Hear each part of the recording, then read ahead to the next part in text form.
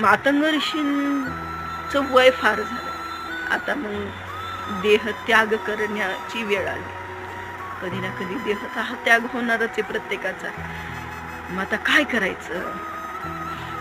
मातंग ऋषींनी सगळ्या आश्रमातील लोकांना बोलवलं आणि सांगितलं की आता माझी देह त्याग करण्याची वेळ आली आहे, मी देह त्याग करत आहे. त्यावेळी शबरी रडायला लागली.